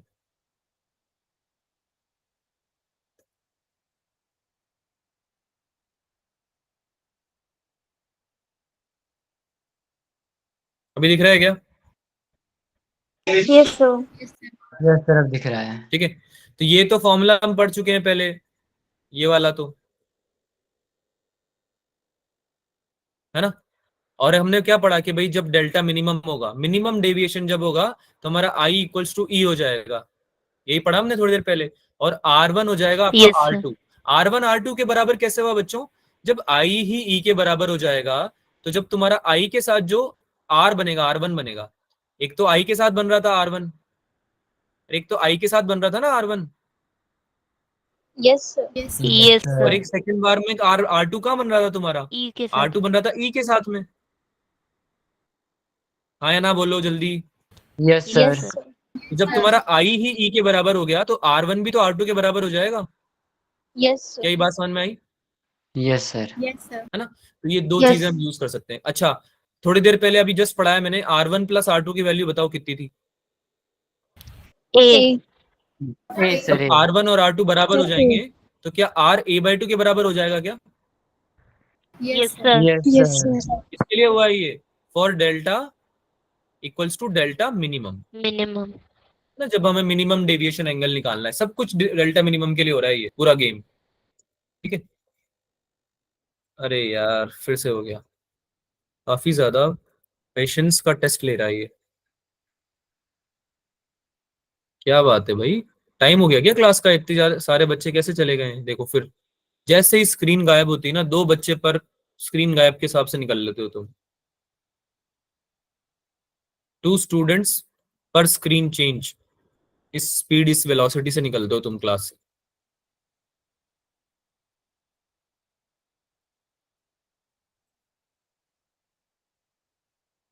अगर टोटल 34 बच्चे हैं या 36 बच्चे हैं, तो 18 बार अगर मेरी स्क्रीन जाती है तो मेरी क्लास खाली हो जाएगी इस स्पीड से, है ना? बस क्या रहे हो? अच्छे बच्चे भी हैं, वो नहीं जाएंगे। हाँ, यही सुनना था मुझे, क्लास छोड़ के नहीं जानी है। एक तो तुम्हें एक्सटेंड करता नहीं हूं मैं, टाइम से छोड़ देता हूँ, फिर भी तुम ऐसे करते हो यार। देखो इधर देखो, रिलेटिव रिफ्लेक्टिव इंडेक्स निकालने का तरीका, sine of a plus delta minimum upon 2 upon sine of a/2। ठीक है, अब ये फॉर्मूला जो तुम्हारा आया है वो सेम, ये तुम्हारे कहां से आया, ये यहां से आपने डेल्टा मिनिमम का फॉर्मूला यूज किया। ठीक है, उसके बाद आपको एन रिलेटिव निकालना था। एन रिलेटिव क्या होता है हमारा? Relative refractive index. ठीक है, यानी कि हमारी प्रिज्म के कंपैरिजन में, सराउंडिंग्स के कंपैरिजन में प्रिज्म की कितनी रिफ्रैक्टिव इंडेक्स है। ठीक है, तो ये एक नया फॉर्मूला है जो तुमको याद करना है। मुझे पता है कि इसमें बहुत सारे फॉर्मूले हैं, लेकिन ये सब याद हो जाएंगे जैसे जैसे 2-3 क्वेश्चन तुम करोगे। ठीक है, परेशान होने की जरूरत नहीं है इसलिए। Also delta minimum is equals to n-1/a। अगर आपको रिफ्रैक्टिव इंडेक्स के फॉर्म में अगर कोई पूछ ले तो आप ये फॉर्मूला यूज कर सकते हो, पर ये केवल स्मॉल वैल्यूज के लिए होगा, है ना। एक और केस है थिन प्रिज्म के लिए। अब देखो ये सब चीजें ना तुम्हें लग रही होंगी कि सर बहुत सारे फॉर्मूले हो चुके हैं, ये याद रहना पॉसिबल नहीं है, तो तुम्हें केवल इन्फॉर्मेशन के लिए बताया जा रहा है। अगर इन पे क्वेश्चन बनता है ना कभी प्रैक्टिस में, तो आप यहाँ पे नोट्स में अपने फॉर्मूला देख के और क्वेश्चन सॉल्व कर सकते हो। ठीक है, तो वो अपने आप याद हो जाएगा, उसके लिए आपको इतना परेशान होने की जरूरत नहीं है। ठीक है, आप लोगों के पास नोट्स रहे, कहीं ना कहीं ऐसा नहीं लगे आपको कि सर ये वाला प्रिज्म, थिन प्रिज्म के ऊपर क्वेश्चन आ गया सर, अब कैसे करें उसको सॉल्व। तो अगर तुमने पढ़ा हुआ है यहाँ पे, कहीं ना कहीं हो सकता है आपको याद रह जाए, है ना। या याद नहीं भी रहा और आपने वापस आके देखा, फॉर्मूला देखा, तो आपको समझ में आ जाएगा कि भाई हाँ, डेल्टा डेल्टा निकालने के लिए थिन प्रिज्म के केस में रिलेटिव रिफ्रैक्टिव इंडेक्स -1 × करना पड़ता है ना, जिसमें रिलेटिव रिफ्रैक्टिव इंडेक्स क्या होती है, प्रिज्म अपॉन सराउंडिंग। तो इसको यूज करके आप निकाल लोगे और आपको ये फॉर्मूला फिर याद रह सकता है आगे। ठीक है, तो इतना परेशान नहीं होना है। क्वेश्चन जो आते हैं मेनली, जो मेनली क्वेश्चन आते हैं वो आते हैं इस पे डेल्टा मिनिमम निकालने पे। ठीक है, डेल्टा मिनिमम निकालने पे क्वेश्चन आते हैं। ठीक है भाई, एक क्वेश्चन है छोटा सा, नन्ना सा मुन्ना सा, इसको सॉल्व कर दो।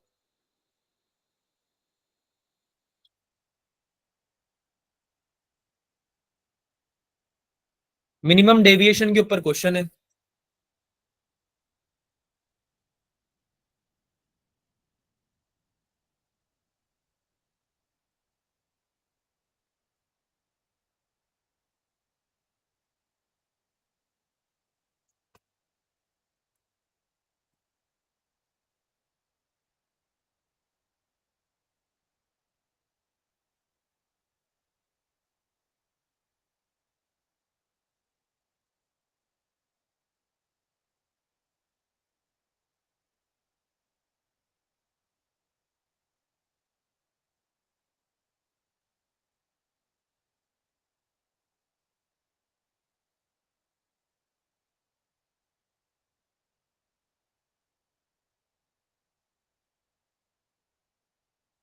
बेटा हो जाएगा ना? Yes sir. बढ़िया।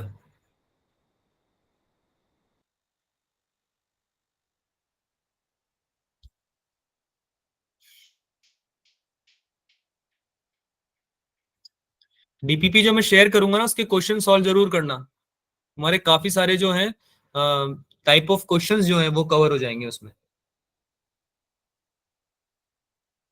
ठीक है, और हो सकता है कुछ क्वेश्चंस उसमें ऐसे भी हो जो हमने पढ़ा नहीं हो, तो वो आप उसके थ्रू आपको रिवाइज, एक बार रिवीजन हो जाएगा। क्योंकि इसमें क्या है कि बहुत सारे वास्ट केसेस बन जाते हैं जिन पे क्वेश्चन जनरली आते नहीं है, तो वो सब चीजें पढ़ना पॉसिबल है नहीं, तो इसलिए क्वेश्चन करे करे जाते हैं, है ना। I try to take as much as question as possible, as much question as possible, लेकिन आप लोग उस डीपीपी को जरूर सॉल्व करना, दैट आई वुड रिकमेंड। आया किसी का आंसर क्या? Sir angle of division 30 degree आ रहा है और एंगल आई 45 डिग्री। आई कितना आ रहा है? 45। Yes sir. गलत है बच्चा, 45 कैसे आएगा? n = 3/2 है ना, यस सर। तो 45 नहीं आना चाहिए ना, फिर कैसे आ रहा है 45? मिनिमम डेविएशन वाला फॉर्मूला यूज किया? Yes sir. R1 = R2 हो जाता है, भूल गए? Sir angle of division 30 degree आ रहा है। बेटा R1 = R2 हो जाता है, तो R आ गया आपका 30 डिग्री, राइट है। यस उसके बाद यस सर। स्नेल्स लॉ लगाओ ना, स्नेल्स लॉ लगाओ ना फिर तो। अरे स्नेल्स लॉ लगाएंगे ना उसके बाद तो। नहीं समझ में आया क्या बोल रहा हूँ? यस सर, आ गया। आई निकालना है ना आपको। डेल्टा मिनिमम क्या पढ़ाया मैंने? 2i - a, यही पढ़ाया, 2i यस - सर। a पढ़ाया ना बेटा। तो आई निकालने के लिए स्नेल्स लॉ लगा दो। आई या आर, जब भी पूछे तुमसे आई या आर, तो हमको तुमको लगाना है स्नेल्स लॉ। ठीक है, यस सर। जब भी पूछे आई या आर, स्नेल्स लॉ लगाओ यार, है ना, लगाओ।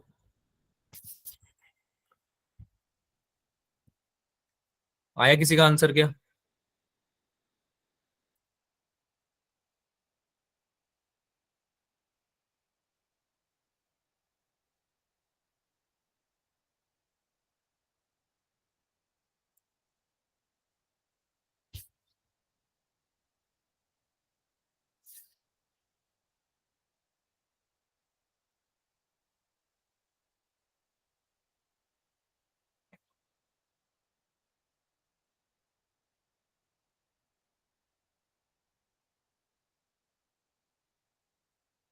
करें, डिस्कस करें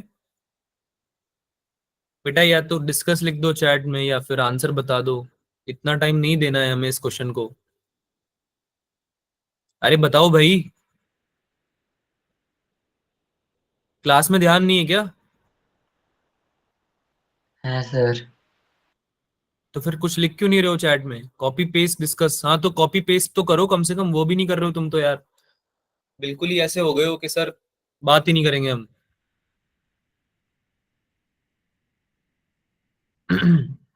एंगल ऑफ डेविएशन 30 डिग्री आ रहा है सर। नहीं, एंगल ऑफ डेविएशन थोड़ी 30 डिग्री आएगा बेटा। डेल्टा मिनिमम की वैल्यू आपको निकालनी है, वो 30 डिग्री नहीं आएगा आपका, आई 30 डिग्री आएगा, right? Sorry, yes r sir. R 30 degree आएगा। एंगल ऑफ रिफ्रैक्शन 30 डिग्री आएगा, है ना, आई नहीं आएगा, आर 30 डिग्री आएगा। Yes sir. ठीक है, करते हैं इसको, सॉल्व करते हैं। इधर देखो, तो हमने अभी क्या बात करा सर कि जब हमें 45 डिग्री। क्या बेटा? 45 डेल्टा डिग्री मिनिमम आएगा। क्या आएगा? 45 डिग्री। 45 डिग्री नहीं आएगा। चलो इधर सॉल्व करते हैं। इधर देखो, डेल्टा मिनिमम जब होता है, कब होता है? जब हमारा R1 हो जाए R2 के बराबर। ये पढ़ा था हमने, आई और ई इक्वल हो जाता यस है, सर। इक्वल्स टू ई हो जाता है ना। तो R1 हो जाता है R2 के बराबर, सही बात यस सर। है ना। R1 प्लस R2 की वैल्यू कितनी होती है? ए के बराबर, angle of apex, apex angle, है ना, angle of yes prism sir. के बराबर। तो R क्या हो जाएगा? A/2। तो कितना हो गया? A 60 डिग्री दे रखा है, ए देखो क्वेश्चन में दे रखा है 60 डिग्री ए। Yes, sir. Yes sir. Third तो 60/2 कितना हो गया? 30 डिग्री हो गया ए, 30 डिग्री। है ना। अब अगर तुम्हारा आर आ गया 30 डिग्री, तो अब मैं स्नेल्स लॉ लगा सकता हूँ, क्योंकि मुझे निकालना तो आई है ना। आई क्यों निकालना है मुझे? क्योंकि मुझे एंगल ऑफ डेविएशन निकालना है, इसलिए मुझे निकालना है आई। तो N1 sign I equals to कितना होता है? N2 sign are. N1 की वैल्यू बताओ। एंगल N1 क्या होता है? एंगल ऑफ इंसिडेंस, है ना। आई जो होता है उसमें आपका उसके वाला रिफ्लेक्टिव इंडेक्स, तो कितना है N1? N1 की वैल्यू बताओ भाई, 1 है क्या? Yes, sir. Yes sir. Sine I निकालना है ये तो हमें। N2 की वैल्यू कितनी है? 3/2, है ना Yes, sir. बेटा, हाँ यस ना बोल। Sir. Into sine are, sine r की वैल्यू कितनी हो जाएगी? आर अभी अभी निकाला है तुमने, 30 डिग्री। 30 डिग्री। तो One साइन by आई कितना आ गया? 3/2 मल्टीप्लाई बाई 1/2। 30 डिग्री कितना होता है साइन 30? 1 1/2. 2। तो कितना आ गया आई? Sine inverse 3/4। 3/4। कोई डाउट है? No, sir. No, sir. पक्का? नो।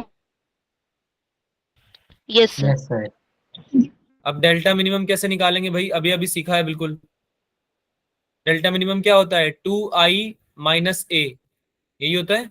Yes sir. तो 2 साइन इनवर्स 3/4 माइनस π/3, क्योंकि a कितना था? 60 डिग्री था ना। 60 डिग्री को और क्या लिख सकते हैं हम? π/3 लिख सकते हैं ना। Yes sir. Yes, sir. Yes sir. तो ये आपका आंसर हो जाएगा। कोई डाउट है इसमें?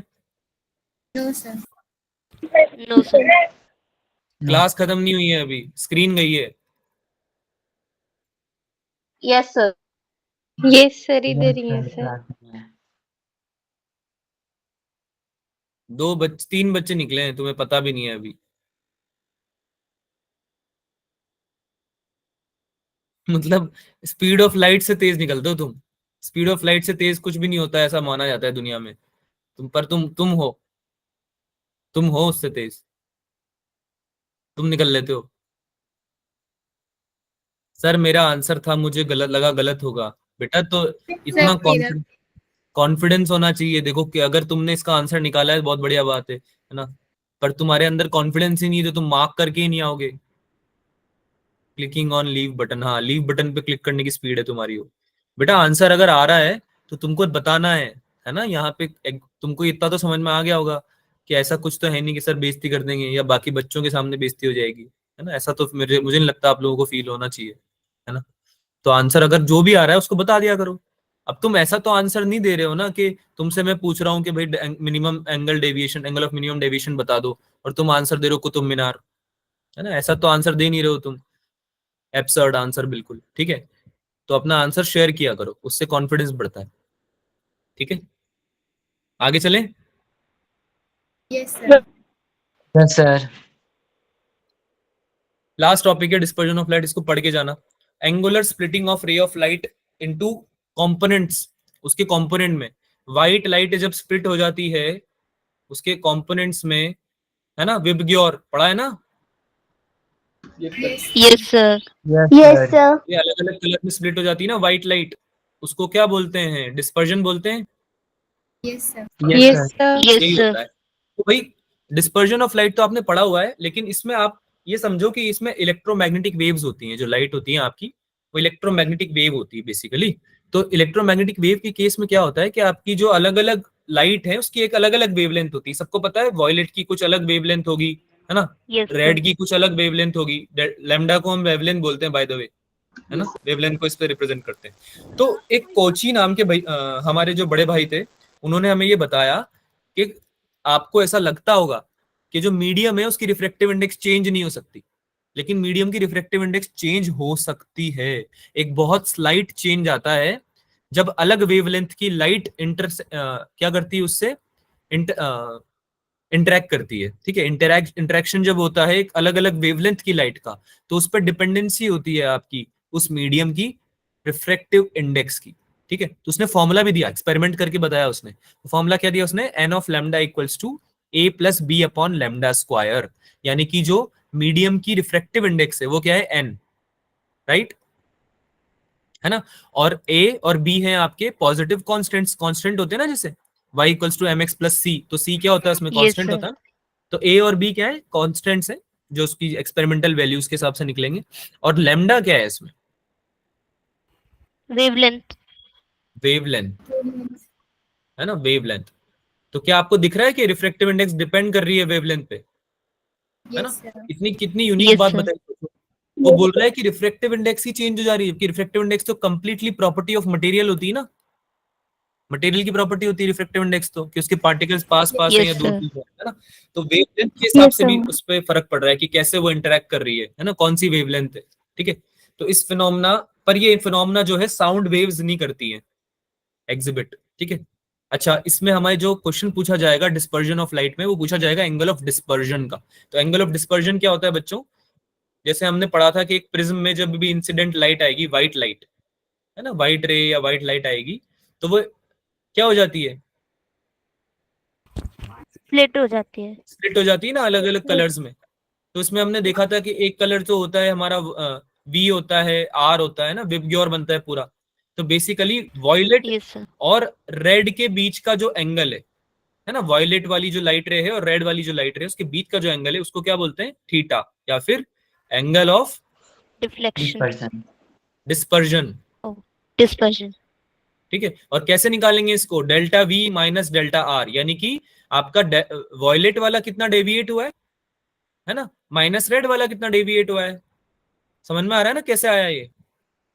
अरे बात समझ में आ रही यस है ना सर। बेटा? Yes, ऑब्वियस सी sir. बात है कि रेड जितनी डेविएट हुई है और वॉयलेट जितनी डेविएट हुई है, उन दोनों के बीच का एंगल निकाल लोगे तो ही तो निकलेगा डिस्पर्जन एंगल, कि कितना डिस्पर्जन हुआ है। बात समझ में आई सबको? Yes sir. है ना, एक्सट्रीम कलर्स के बीच का ही तो निकलेगा एंगल ऑफ डिस्पर्जन। कुछ बोलना है क्या किसी को? No, नहीं, sir. No sir. आगे चलते हैं। इसका एक और फॉर्मूला है, ये भी आपको याद रखना है। थीटा इक्वल्स टू, जैसे delta v minus delta are निकाला ना, तो हमने इसको याद करो अभी थोड़ी देर पहले डेल्टा मिनिमम को क्या लिखा था, n-1 n minus one into A लिखा था, याद आ रहा है? Yes sir. रिफ्रैक्टिव इंडेक्स की टर्म्स में लिखा था हमने delta n relative -1 into A, है ना? तो इसी फॉर्मूले से हमने यहाँ पे एंगल ऑफ डिस्पर्जन को N we minus N R into A, ठीक है, रिफ्रैक्टिव इंडेक्स के टर्म्स में भी लिख दिया। तो दो फॉर्मूले बन गए आपके, एक तो थीटा हो गया आपका delta v minus delta r, ये तो कोई फॉर्मूला है नहीं, है ना, ये तो आपको याद वैसे भी, मतलब वैसे भी समझ में आ रहा है, तो कि वॉयलेट और रेड के बीच का एंगल है डिस्पर्जन एंगल, तो ऑब्वियसली इसके बीच का मतलब डेविएशन के बीच का ही होगा डिफरेंस, है ना। और एक आपने इसको रिफ्रैक्टिव इंडेक्स के फॉर्म में भी लिख सकते हो आप इसको, है ना, तो ये वाला फॉर्मूला आप याद रख सकते हो, ठीक है, याद रहेगा ये। अच्छा, यस सर। इसमें जो काम की चीज है, जाना मत यार, रुको, अभी स्क्रीन गई नहीं है तुम्हारी, ठीक है। हाँ, तो आपका जो डेल्टा होता है, डेविएशन ऑफ बीम या मीन डेविएशन, उसको आप डेल्टा वाई भी बोल सकते हो। डेल्टा वाई, इसकी वैल्यू हो जाएगी N Y minus one into A. अब ये जो मीन डेविएशन है, इसको डेल्टा वाई क्यों बोल रहे हैं बच्चों? क्योंकि एक तो तुम्हारा होता है वॉयलेट और एक्सट्रीम पे होता है रेड, लेकिन बीच में क्या बनता है? Indigo, blue, green, yellow, orange और रेड, है ना। Yes sir. तो जो तुम्हारा येलो होता है ना, उसको कहीं ना कहीं मीन माना जाता है। मीन समझते हो ना, मीन मीडियन मोड पढ़ा था जो बचपन में। Yes yes sir. Yes, है ना? sir. तो वायलेट और रेड के का मीन जो है, मीन प्रॉपर्टी जो है, वो येलो वाली लाइट देती है आपको, ठीक है। इसलिए जो येलो वाली लाइट है उसको मीन डेविएशन बोला जाता है, या डेविएशन ऑफ बीम बोला जाता है, कि एवरेज कितना हो रहा है, बेसिकली मीन कितना आ रहा है उसका, है ना। तो येलो वाली का अगर आप बेसिकली डेविएशन निकाल लोगे तो आपका मीन डेविएशन निकल जाएगा, ठीक है। जिसमें कि वी, आर और आई क्या है? वी तो है, एन वी तो है आपका refractive index of v, r क्या है? Refractive index of the red wavelength, red light, और वाई क्या है? Refractive index according to the yellow wavelength. अब ये मत बोलना कि सर ये रिफ्रैक्टिव इंडेक्स कब से आने लगी वी की, अभी थोड़ी देर पहले पढ़ा था ना, कैसे कॉची ने बताया था कि वेवलेंथ के अकॉर्डिंग चेंज हो जाती है रिफ्रैक्टिव इंडेक्स, है ना। Yes sir. तो इसलिए वॉयलेट के अकॉर्डिंग जो चेंज हुई उसको हमने एनवी बोल दिया, है ना। येलो के अकॉर्डिंग जो चेंज हुई रिफ्रैक्टिव इंडेक्स, उसको हमने एनवाई बोल दिया। कूल, ठीक है, यस सर। Yes sir. आगे चलते हैं। एक last dispersive power, last topic पढ़ते हैं। डिस्पर्सिव पावर क्या होती है कि भाई कितना डिस्पर्जन हुआ है ना। डिस्पर्सिव पावर हमें ये बताती है कि कितना डिस्पर्जन हुआ है। तो बेसिकली कैसे निकाल सकते हैं इसको हम? एक्सट्रीम वालों का आप डिफरेंस निकाल लो, डिवाइड कर दो मीन वाले से, है ना, n we minus N R upon n Y minus one. तो ये आपको क्या दे देगा? डिस्पर्सिव पावर दे देगा, ठीक है। Angular dispersion divided by mean deviation, deviation of mean रे, या फिर येलो रे का आप निकाल लो, ठीक है। तो थीटा अपॉन डेल्टा वाई भी लिख देते हैं इसको, क्योंकि थीटा तो पता है ना, हमने अभी अभी पढ़ा है क्या होता है theta, n we minus N r, yes delta sir. V minus delta r, ये पढ़ा है ना अभी थोड़ी देर यस पहले, सर। है ना। अच्छा, इसमें एल टू ए भी होता है, मुझे पता है, अभी थोड़ी देर पहले तुमने पढ़ा है, तुम अगर याद होगा तो तुम बोल दोगे, पर तुमने बोला नहीं, ये सर ए भी था यहाँ पे, है ना। तो इस ए को हमने कंसिडर नहीं किया इसलिए क्योंकि इसकी मिनिस्कल वैल्यू थी, बहुत छोटी वैल्यू थी। देखो यहाँ पे लिखा भी हुआ है, स्मॉल एंगल के लिए अगर आपका एंगल ऑफ प्रिज्म बिल्कुल छोटा हो जाए, ये ए जो है आपका, ये लेस देन 10 डिग्री हो जाए, तो आप ऐसे निकाल सकते हो डिस्पर्सिव पावर को, angular dispersion upon deviation of mean ray, यानी delta upon theta upon delta y से, ठीक है। एन वाई आप लिख सकते हो n v plus n are upon two से भी, क्योंकि मीन है ना ये, तो n v plus n are upon two हो जाएगा एन वाई, ठीक है। और एक लास्ट पॉइंट बता रहा हूँ, रिफ्लेक्टिविटी ऑफ मीडियम, ये कोई ज्यादा इंपॉर्टेंट है नहीं, चीजें आएंगी, पर तुमको बस फॉर द सेक ऑफ के सिलेबस में आप अगर कवर करोगे तो हो सकता है आगे आए क्वेश्चन तो आपको आइडिया हो। एन माइनस वन अगर आप निकाल पाओगे बेटा, तो आप रिफ्रेक्टिविटी बोल सकते हो उसकी। एन क्या है इसमें? रिफ्रेक्टिव इंडेक्स ऑफ प्रिज्म, ठीक है, प्रिज्म की रिफ्रेक्टिव इंडेक्स। Yes sir. तो ये दो क्वेश्चन है, इसको मैं आपको होमवर्क में दे रहा हूँ, बहुत इजीली आप सॉल्व कर लोगे। ट्रिग्नोमेट्री आती है ना सबको, यस सर। ठीक है। तो एंगल ऑफ Yes. डेविएशन का बहुत मिनिमम यूज है इसमें। Yes sir. इन दोनों को आपको सॉल्व करके लाना है, हम अगली क्लास में डिस्कस करेंगे। सॉरी, दो नहीं तीन क्वेश्चन है, इनको आपको सॉल्व करके लाना है, हम इसको अगली क्लास में डिस्कस करेंगे, ठीक है। क्लास में डिस्कस करेंगे हम इसको, कोई टेंशन की बात नहीं है, ठीक है। तो आज हमने टीआईआर और प्रिज्म पढ़ा है, इसके मैंने आपको डीपीपी शेयर कर दी, तो आप इसमें से क्वेश्चन करके आएंगे। अगली क्लास में हम कुछ क्वेश्चंस करेंगे नेक्स्ट क्लास में, और हम मोस्ट प्रोबेबली लेंसेज चालू कर देंगे, ठीक है। और अगली क्लास अगर आपकी रिवीजन क्लास हुई तो उसमें हम हो सकता है रिवीजन क्लास हुई तो हम उसमें फिर रिवीजन करेंगे 11th एंड 12th का, ठीक है। वो मैं आपको बता दूंगा कि हम क्या करने वाले हैं। वैसे मोस्ट प्रोबेबली हम 11th का और 12th का जो टॉपिक्स हमें नहीं आ रहा है हम वही लेंगे बेसिकली, लेकिन हो सकता है हम रिवीजन भी करें, ठीक है। अगर नहीं करेंगे तो फिर ज्योमेट्रिकल ऑप्टिक्स में हम लेंसेज स्टार्ट करेंगे। Cool, yes sir. Okay then that's all for today. Yes, sir. आज की क्लास यहीं तक रखते हैं, अगली क्लास में मिलते हैं। बाय बाय बच्चों। Bye sir. Bye Yes, sir. sir. Bye, sir. Good night. Bye, sir. Bye बेटा। Bye, sir. बाय बेटा।